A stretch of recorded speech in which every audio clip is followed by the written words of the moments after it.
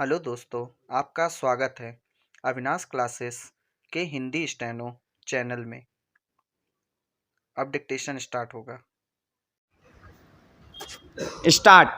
अध्यक्ष महोदय, मैं आपको एक और बात बतलाना चाहती हूँ और वह यह है कि कृषि विभाग को योजना आयोग ने बहुत गलत रास्ते में बिठा दिया है। उन लोगों के पास लड़ने के लिए दम नहीं है और देश में खाद्यान्न का उत्पादन बढ़ाने के लिए जो योजनाएं चाहिए और उनके लिए जो धनराशि चाहिए वे उनको पूरी तरह संस्वीकृत नहीं करा पाते हैं। कृषि विभाग तो जमीन की तरह आधार होता है और उसी पर देश के लिए पर्याप्त अन्न पैदा करने का महान भार है। इसलिए यह बहुत आवश्यक है कि अधिक धन उपजाने के मार्ग में जो भी आवश्यक कदम यह विभाग उठाना चाहे उसमें किसी तरह की रुकावट ना हो। बहुत सी हड़तालें हो सकती हैं, मजदूर काम से बरी हो सकते हैं, लेकिन किसी भी हालत में वे खाने से बरी नहीं हो सकते। अब हम देखते हैं कि मिलों और कारखानों में हड़तालें हो जाती हैं, छुट्टी हो जाती है, तो आम काम के दिनों की अपेक्षा लोग उन दिनों में ज़्यादा खाना खाते हैं, ज़्यादा दावतें करते हैं। आज यह हमारे लिए यह सर्वाधिक महत्व का विषय है कि हमारा अन्न का उत्पादन उस गति से बढ़े ताकि हम अपनी खपत से अधिक उत्पादन कर उसका निर्यात कर सकें। पैरा सरकार तथा इस मंत्रालय के लिए यह समस्या एक बड़ा सिर दर्द पैदा कर रही है। हर एक विभाग में बड़े बड़े अधिकारी बैठे हैं और हजारों रुपए के बड़े बड़े वेतन ले रहे हैं, लेकिन मुझे दुख के साथ कहना पड़ता है कि उनका दिमाग कार्यालय की मिसालों और कागज़ों में लग रहा है।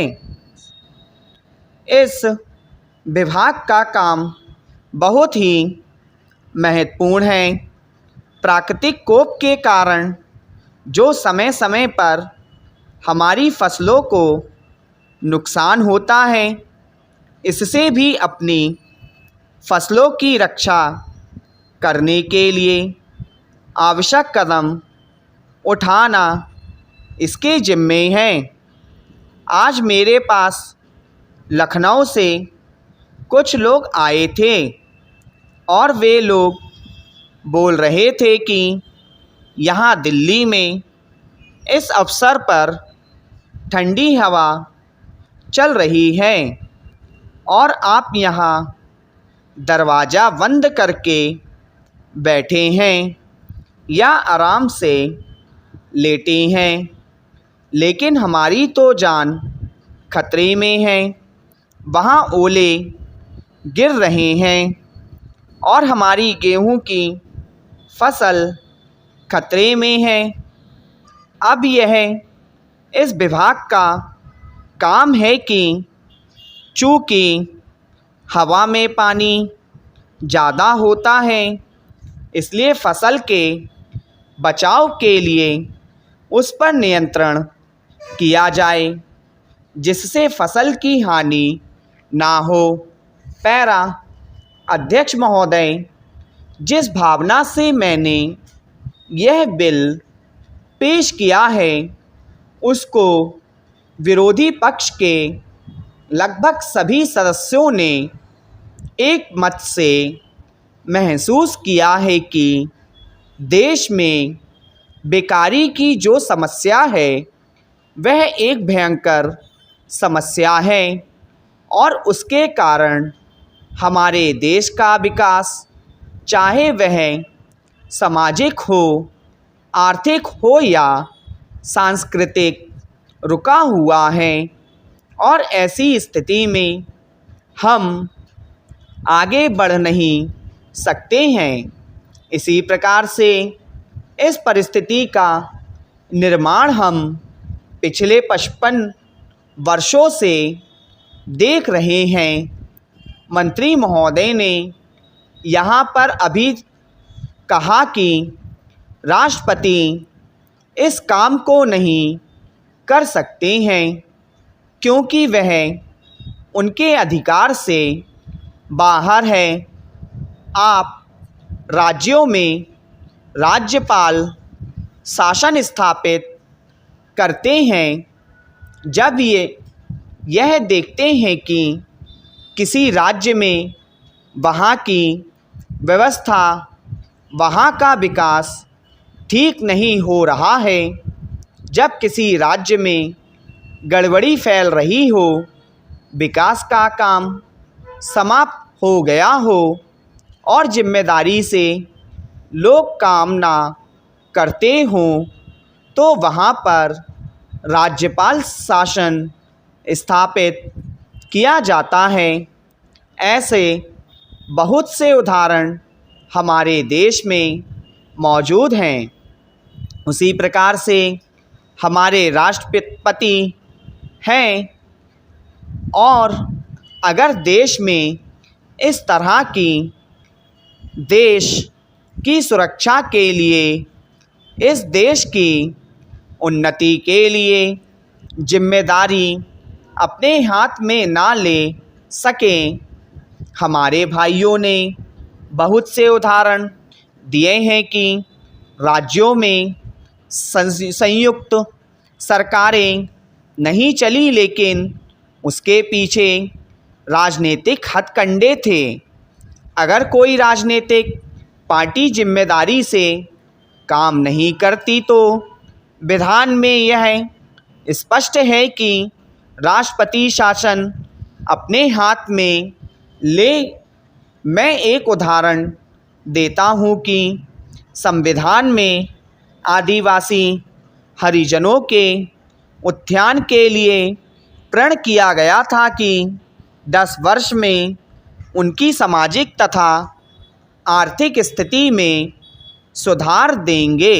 पैरा, लेकिन यह सरकार उसमें भी असफल रही। उसको एक बार 10 वर्ष के लिए बढ़ाया गया और दोबारा फिर 10 वर्ष के लिए बढ़ाया गया। इसी तरह से उसको बढ़ाते जा रहे हैं, लेकिन उनकी आर्थिक और सामाजिक उन्नति पर नहीं कर पाए हैं।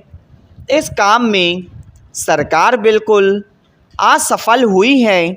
पिछले बार सरकार पर अविश्वास का प्रस्ताव भी आया था और वह पास होने वाला था। इसलिए मेरा कहना है कि हमारे देश में यह जो बेकारी की समस्या है वह एक बहुत ही भयंकर समस्या है। स्टॉप।